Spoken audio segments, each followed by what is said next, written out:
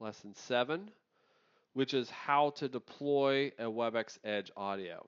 Let's take the Webex Edge audio and talk about how to actually install this. So we're going to look at the CUCM configuration components, the DNS configuration components, the Expressway Edge configuration components, Expressway Core configuration components, and the Webex Control Hub configuration components. Now, when we talk about CUCM configuration components, the first thing we want to look at in the CUCM configuration component is something we need to access through the Webex Control Hub. So what you actually need to do is go into the Webex Control Hub and select the services menu from the left column, and then go down to the meetings card and click sites. That'll show you all of the Webex sites associated with your organization. Probably there's only going to be one site listed, so you select it, a little flyout window comes out from the right side of the screen, and you'll see a configure site button. You click on that configure site button like you see in this diagram right here, and that will take you to into almost like another browser page where you can actually configure the site. So on this next site, you have what's called common settings, and then you have settings for each of the Webex solutions that your company supports. So you might have Webex meetings, Webex Teams, or Training Center, Webex Event Center, section set up under the common settings, which is the first block of settings you can configure. You want to click the Edge Audio menu. And I'm not showing that in this slide here. I didn't want to have like 1,000 slides that I'm clicking through to show you every single thing. This is why I wanted to do a demo. But hopefully the instructions I included in the student guide will be enough to help guide you through this if you've never set this up before. So once you've gone into Edge Audio, there will be something in there called dial-in settings, kind of like you see at the top of the screen right here. And what you want to do is click on the hyperlink that says click here. And these are dial-in numbers for Webex. So you know in Webex, when you go into Webex and you say, I'll call in, and it gives you a dial-in number, that's based on where you connected to Webex from. And these are all the different dial-in numbers you could potentially see for everywhere in the world, right? So what you want to do is go in here and copy all of the numbers for these specific locations where you may have users within your organization dialing into Webex. People outside of your organization you don't care about. They're not going to use Webex Edge Audio. It's only for the people within your organization where numbers they would use to call into Webex, right? So you want to copy all of these numbers down. There's nothing else you need to do here. Just you can take a screenshot of them. You can just highlight them and then copy and paste it in a text document somewhere. Notepad++ is what I like to use for everything. So whatever you want to do, make sure you have a copy of all those numbers because you're going to do something with them later. Then after you do that, you can scroll down to the bottom of this screen or minimize it, and you'll see this Generate Lua Script button. You want to select that button, and it will show you what this Lua script is, and then you want to export that Lua script. Now, what is this Lua script? The Lua script is a script you can run on your CUCM that will allow devices such as IP phones that cannot dial by URI. It'll allow them to dial a phone number, and then it takes that phone number and basically applies a transform to it that converts it into a URI so it can be sent over IP out to Webex in the cloud, right? A SIP URI. That's what it does. It takes phone numbers, converts them into SIP URIs so it can be sent IP across the network. That's what your Lua script does. So it allows you to dial this phone number you see here. Whoops. Didn't mean to click the screen. It allows you to dial this phone number you see here, but what happens on the back end is this Lua script changes it so it's not a phone number anymore. It's now a URL. Okay? So before you do anything in the CUCM, you need these two sets of information. You need to copy these phone numbers. You need to export this Lewis script. Save it to your desktop somewhere you can find it. Now you can go in and start configuring settings in your CUCM. Before you create your SIP trunk, the first setting you want to configure is you want to create a SIP normalization script using that Lewis script that you downloaded. So in the CUCM, you will navigate to device settings, and select the SIP normalization script menu. Click Add New. You give it a name. And then towards the bottom of the page, you want to click on the Import File. Choose that file you exported from Webex Control Hub, and then open it. Click Import File, so it adds it to the Lewis script, and then close that pop-up window, save your settings, and that creates that SIP normalization script. Okay? And you'll use that later when you build your SIP trunk. Another thing you have to add to a SIP trunk is a SIP profile configuration. And when you're dealing with Webex Edge audio, it's important to set up your early offer support for voice and video calls to best effort, no NTP inserted. So the easiest way to do this is you can go in, you could select new, pretty much leave all the settings as default and just change this one setting right here. But an easier way to do it, because all of the settings need to match pretty much what the SIP profile is like for your VCS or Expressway SIP trunks. So what you want to do is just select the standard SIP profile for VCS, which is a standard profile that comes with your CUCM. Select copy to make a copy of it. Change the name. I like to just add for Edge Audio at the end, like you see here. And then scroll down to the trunk specific configuration, change early offer support for voice and video calls to best effort, no NTP inserted, and then save that setting. All right. Then the third thing you need to create before you create your SIP trunk is a SIP trunk security profile. You can do secure or non-secure. Just remember, with added security comes added complexity. So if you do a secure SIP trunk security profile, you're going to have to sign certificates and build a trust to your Expressway core and all of that, right? Easiest way to do this is just to use non-secure. Again, it still has to be secure. It's still going to be TLS verify going from your Expressway Edge out to Webex. We still have to do it secure on that end. This is just internal communication. We're not encrypting it. It all depends on if you want end-to-end encryption, or if you're okay with just going from the expressways out to Webex and back secure, and then you leaving it unsecure as long as it's internal. Entirely up to you, right? So you create your SIP trunk security profile specific for Webex Edge Audio. And you're pretty much ready to create your SIP trunk now. I do want to talk a little bit about the codecs because, and I mentioned this before in the previous lesson before lunch, we were talking about Webex Edge Audio, how there are some codec specific settings that you have to configure in your CUCM environment. And the Webex Control Hub, it can't use G.729. It can't use one of these other odd kind of out of the norm codecs either. It has to use G.711 or G.722.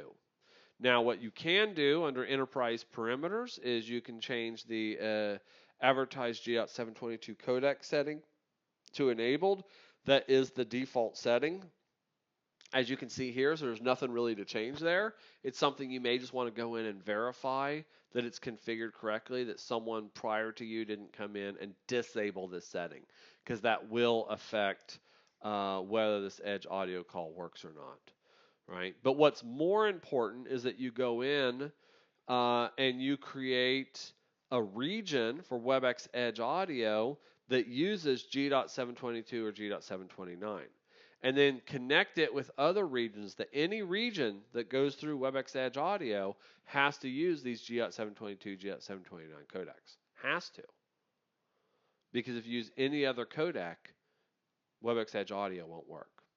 Then you can go into your device pool and create a new device pool called Edge Audio Device Pool and apply this region to that device pool. And that'll guarantee you that any call that routes through Edge Audio will use the appropriate codecs, right? So it's not too difficult setup here. If you're familiar with CUCM, this should all be second nature to you anyways. But it is an important step that must be configured when you are configuring the CUCM for Edge audio calls. So now that we've created all the components that are required to configure within your SIP trunk, now we can create the SIP trunk itself. So this is pretty much standard. You go to Device Trunk menu, click Add New. For trunk type, you select SIP trunk. There's a couple other fields that will auto-populate. You leave them as default and click Next. That'll take you to a screen that looks like this. What are the important settings you configure here? You got to give the device a name, and you cannot have any spaces. Make sure it's a name that makes sense when you come back for troubleshooting later. It's easy to locate. Take that Edge Audio device pool you just created and make sure you apply it to this SIP trunk. Now, you may be putting some calling search space settings, things like that in there. That is only relevant to each deployment scenario specifically. It's not true across the board, whether you're applying calling search bases and so forth. So I'm only trying to cover the essential settings that you absolutely have to configure on every single SIP trunk you're creating for Edge Audio.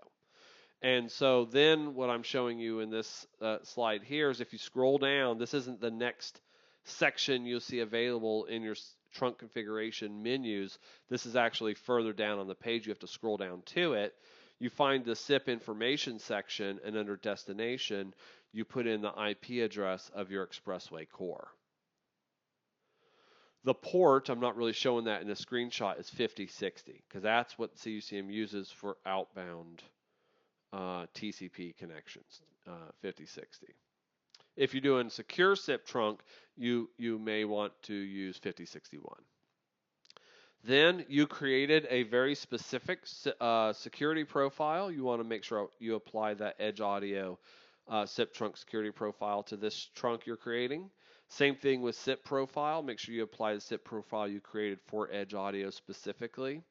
And then this one, it gets overlooked a lot, but under DTMF signaling method, make sure you select RFC 2833 because that's what Webex uses for DTMF. So if you ever have to push buttons to do menu selections, things like that, it's going to need to understand that DTMF signaling method. Then under the normalization script, make sure you select that normalization script. This is another step that I see people skip a lot, and then they can't understand why Edge Audio isn't working.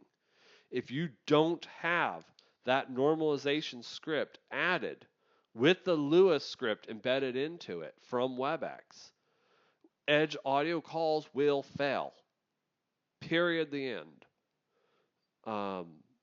Number one reason why I see Edge Audio calls fail is because people forgot to apply the normalization script. They created it in the CUCM, they just forgot to apply it. So make sure you apply that normalization script to your SIP trunk. Then you have to save and reset your SIP trunk. SIP trunks in the CUCM, even when you create them for the first time, will not apply until you hit the reset button. So make sure you hit the reset. While that trunk is resetting, you can go ahead and start creating your route patterns. Probably the best way to do this is to use route groups and route lists. So you can navigate to call routing, route hunt, route group, click add new, give it a name, and then in the available devices drop down list, select the Edge Audio trunk you just created and add it to your route group, right? Then what you can also do if you want an alternative route is you can you can, if you've already created a, oh, I'm sorry, I'm thinking of the video mesh node. I'm sorry. That's all you need to do here because all Edge audio calls are going to go out through your Expressway core and Edge. So I'm thinking of something different. So that's fine. That's what you need to do. Add it to your route group. Then, because you create a route group, you need to create a route list.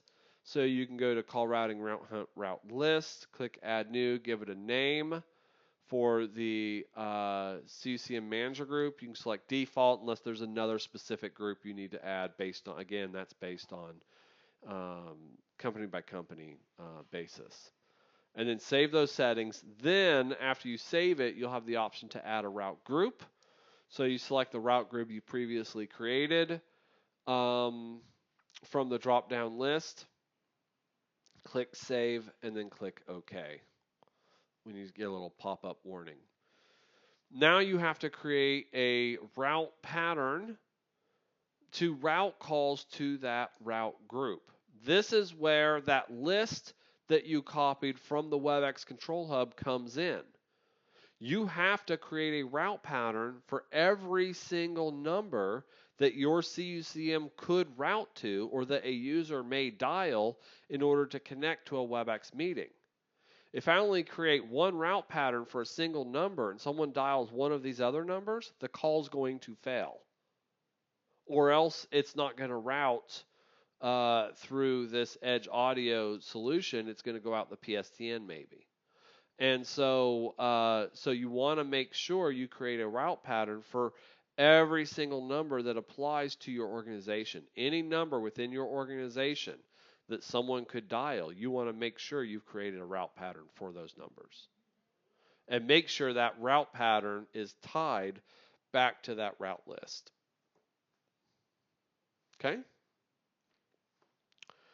Then one other setting you need to make sure you do, because the SIP normalization script will append a domain on the end, you need to take the domain that is associated with your Webex solution and add it into your cluster fully qualified domain name list in the enterprise parameters configuration window. So you can navigate to system enterprise parameters, and then the easiest way to find it is just do a search for cluster fully qualified domain name. Just takes you right to it. It's a little bit easier than trying to scroll down through the list. Then when you get to this setting, you'll probably already have something configured in here for your CUCM organization. It's important that Webex, the domain you're using in Webex, is listed first, because Webex will only look in the first listed domain in your CUCM and it won't look beyond that. So you have to list it first. You can have multiple domains in here, so you don't have to remove your old FQDN that you've put in here. But you do just, the way you add multiple domains is you just separate them by a space. Don't put comma space or anything, semicolon space, nothing like that. You just want a space, a single space in between the two domains, and then you can add multiple domains in the CUCM under your enterprise perimeter configuration. Okay? So those are your CUCM settings. There's also some DNS specific components that need to be configured. In order for Edge audio callback settings to work properly, you do have to have a DNS SRV record configured at your site. The DNS SRV record must point to a mutual TLS port on your Expressway Edge. The default port is port 5062, which you're going to see in a moment. I'm going to show you where you can configure that. You don't have to use that port. You can use any port you want, but whatever port number you use has to be configured in your Expressway Edge. So I'll show you that in a little bit. And then DNS SRVs must include all Expressway target A records within a cluster. So if you have a cluster of Expressway E's, make sure they're all included in that A record. And each must also use whatever port you're using, 5062 or whatever other mutual TLS port you're using. All right. So those are the DNS settings that must be configured for Edge Audio. And again, that's for Edge Audio callback to be able to work. Now we want to look at Expressway Edge configuration components. Now the first thing you need to know is if you're reading the the Webex Edge deployment guide, it'll tell you to configure the Expressway C, the Expressway core first, and then Expressway Edge. But that's not true. You do not want to do that. Now, it's not going to hurt anything if you do, right? Well, the problem is when you build that traversal zone on the Expressway C and point it to your Expressway E, it doesn't have anything to talk to because you haven't configured the Expressway E side yet. And so what'll happen is it's going to try to communicate, and then it's going to hit that retry interval. It's going to try to communicate. It's going to try to communicate. It's going to try to communicate. And by the time you get over to the Expressway E and set up that side, it may have timed out. It may have said, I've tried this many times over this duration of time, and it never connected, so I give up trying. And it's going to stop trying. So then you configure Expressway E side, and then you're going to sit there and look at it and go, why is it failing? Why is my trunk not set up? Why can these two servers not communicate? And it's because you built the Expressway C first, and it timed out. Now, it's not a big deal. All you do is you go into the Expressway C, you go back in the trunk, you hit save again, and it starts all over, right? And then it'll set up right away and connect. Not a big deal, all right? But why create all that extra hassle for yourself? If you configure your Expressway E first, then that traversal zone on the Expressway E will just listen and wait indefinitely for some other server to communicate with it.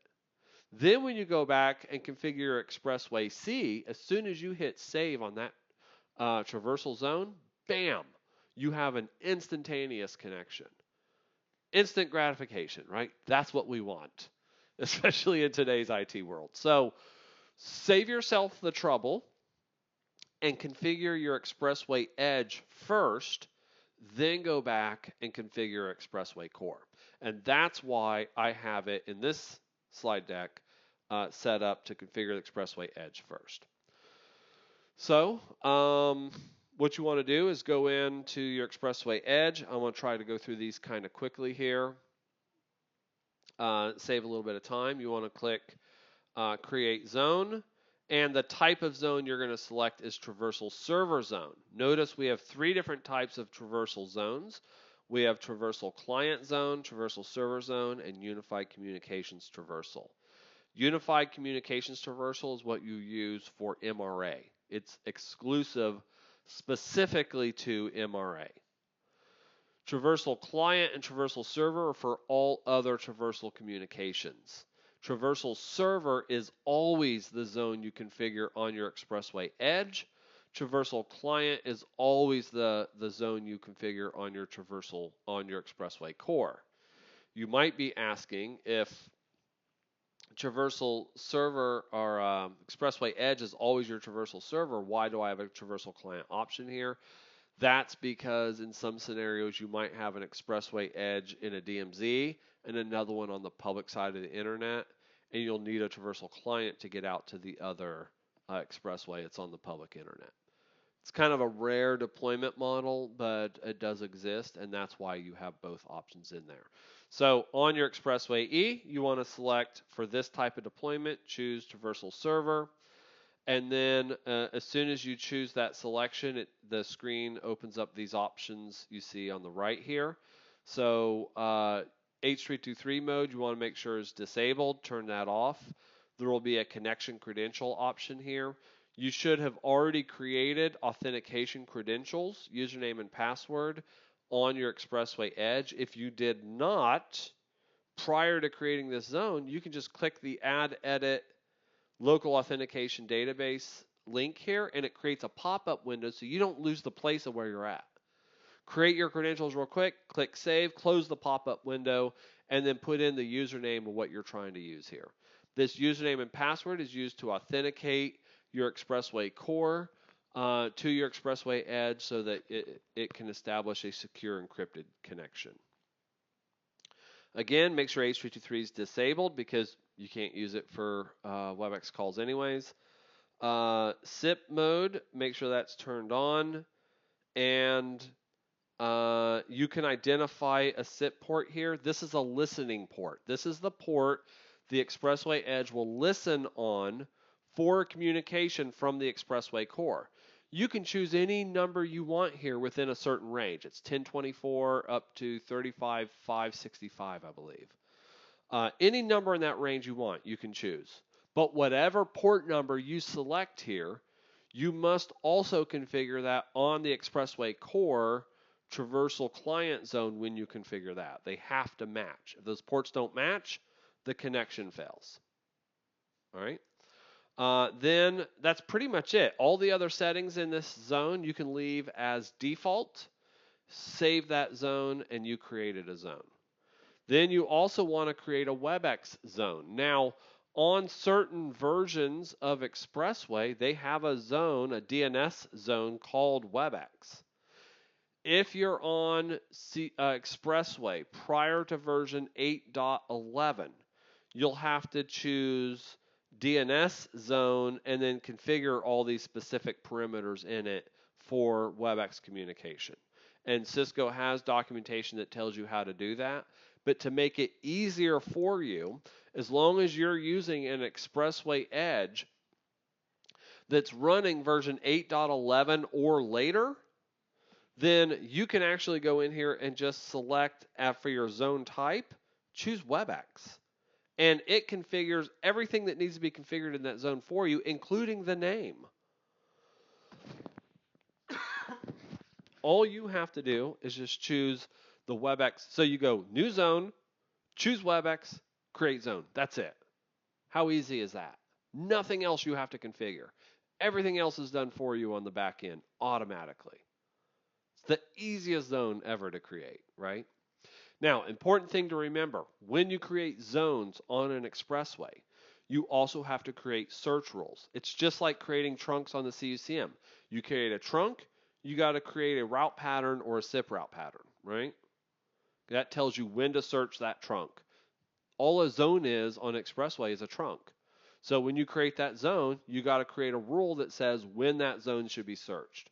So once you create these two zones, the traversal server zone and the Webex zone, now we have to create some search rules. So here's an example of how to create it, right? You go to configuration, dial plan search rules, click new, you give the rule a name, you give it a priority, and then the rest of these settings, there's a couple different ways you could do this.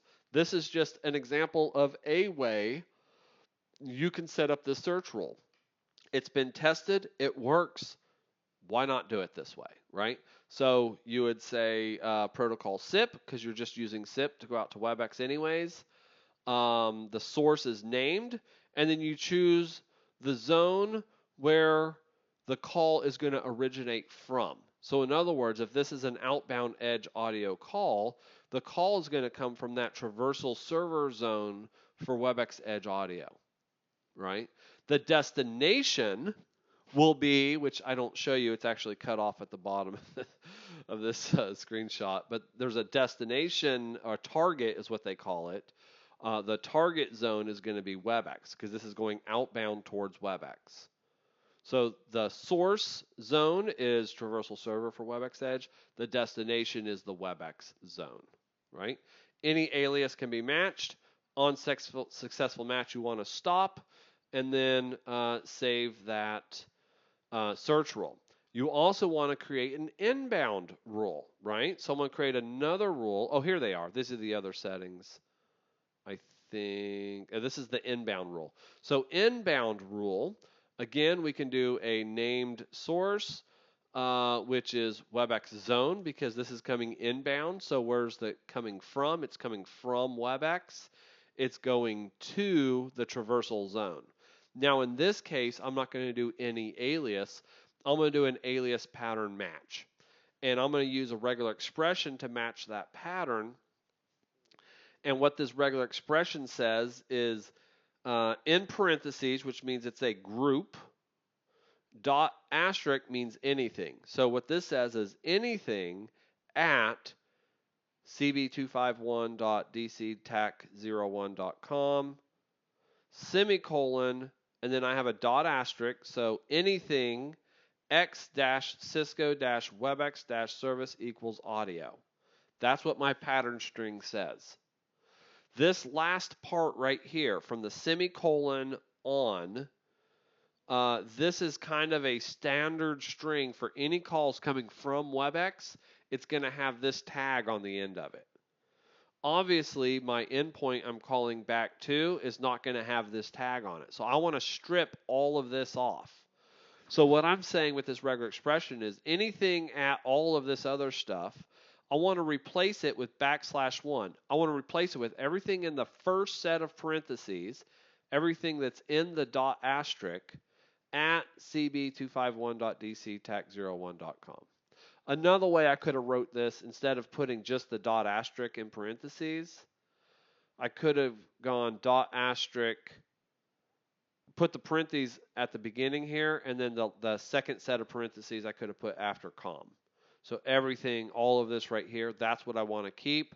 Strip off the rest of that. My replacement string would have just been \1. Just another way you could have done it. But however you do it, you want to make sure that your alias is the dialed host portion at cb251.dctac01.com, right? Then you save those settings, put in your destination target zone, save those settings, and that's it for your zone configuration and search rules. You do also want to make sure you enable mutual TLS on your Expressway Edge. So if I go to configuration protocol SIP, then there's a setting in here called mutual TLS. I got the wrong thing covered in red here. Right below that it says mutual TLS mode. This is off by default. And then it says mutual TLS port, and it says 5062. That's the default port for mutual TLS. What you want to do is toggle this setting on. And if you're planning to use port 5062, you can just leave that the way it is and hit save, right? If you want to use a different port for mutual TLS, make sure that the DNS record is configured for mutual TLS using whatever port you want to use, and you need to change that port here in your CUCM. And there's a setting in the Webex Control Hub you need to change also, because it defaults to search for port 5062.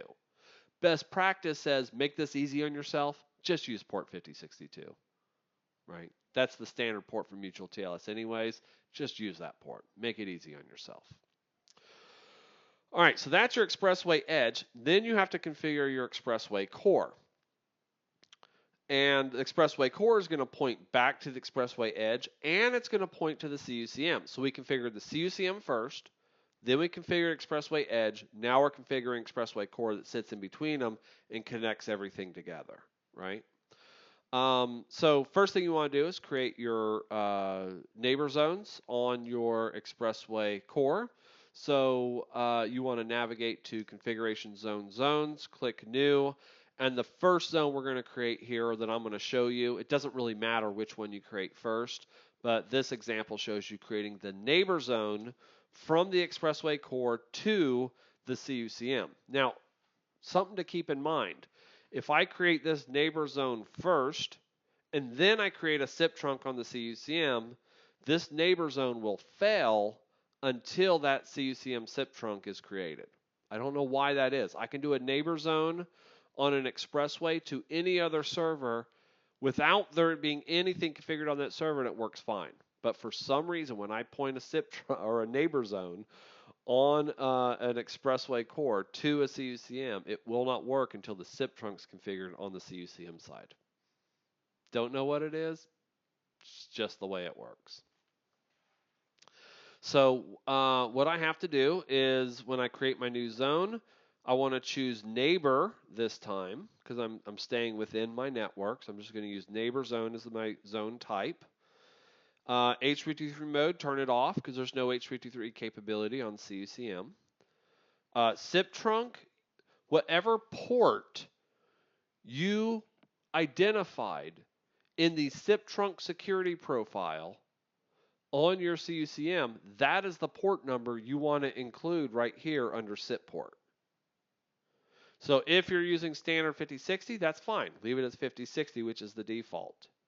But if you defined it as anything else, which if you go back and look at what I was demonstrating earlier, I was demonstrating using port 5070, then that is the port number you want to identify here on this neighbor zone. Scroll down to location, put in the CUCM IP address or URL, and under advanced settings, you want to choose custom zone profile, and then what you want to do is enable the SIP perimeter preservation. Make sure that's turned on, which is off by default. Right? Once all those settings are saved or created, you click save, and that creates your neighbor zone. Then you want to create a traversal client zone that points back to your Expressway E. So for this, I'm going to choose traversal client zone this time. So we go in, create a new zone, choose traversal client zone. It'll populate these fields. Put in the username and password you created in the authentication database on the Expressway E. We talked about that before. Make sure HTTP remote is turned off. Under SIP, that port number right here, that's that listening port you configured on the Expressway E. You need to identify the same port number here on the Expressway C. Then you can scroll down to the Peer 1 address. You got to put in the URL of the Expressway Edge because it does use mutual TLS, and therefore you have to use the URL here. And for that secure connection, and you have to have certificates already set up to build a trust between the two servers anyways. If you've set up MRA, all of that's done for you, so there's nothing special extra you have to set up. You can use the same certificates because they already have a trust between them. So you just have to use the URL. And then that's it. Save those settings, and that creates that traversal zone, and it should show active like as soon as you hit save.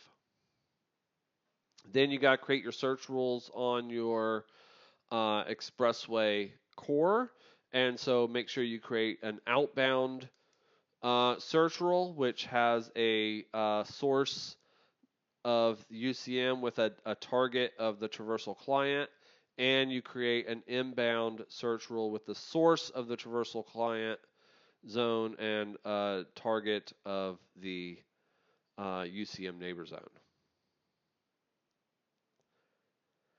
So that's it for your on-premise configurations. There is another setting or set of settings that must be configured in the Webex Control Hub before Webex Edge audio will work.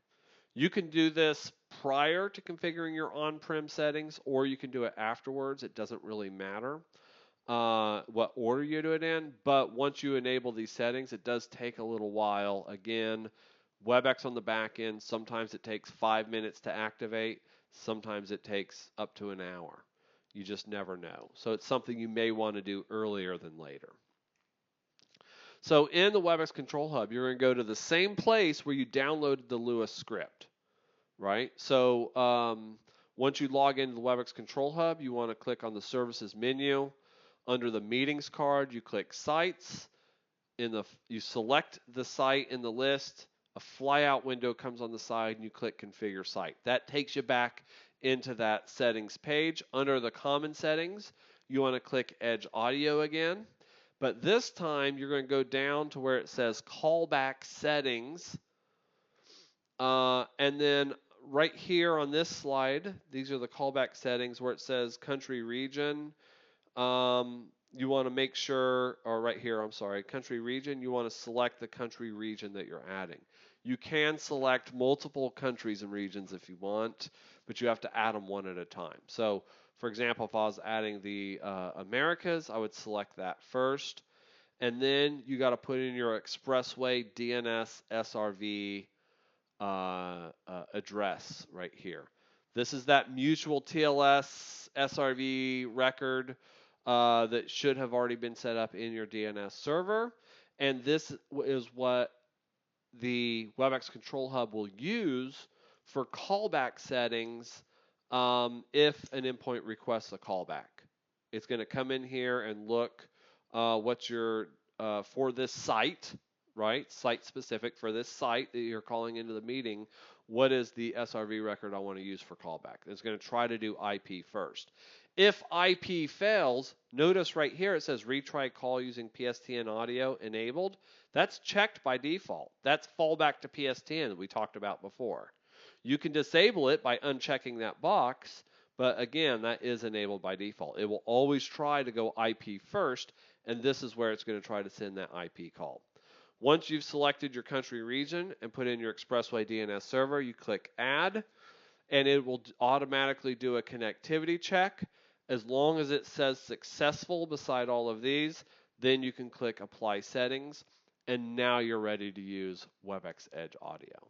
So 1 or 2 settings there, right? I wish I could demo this for you, but again, we're a little tight on time. We got about 45 minutes to cover the next 2 lessons. So at this point, I'm going to stop here, see if we don't have any questions.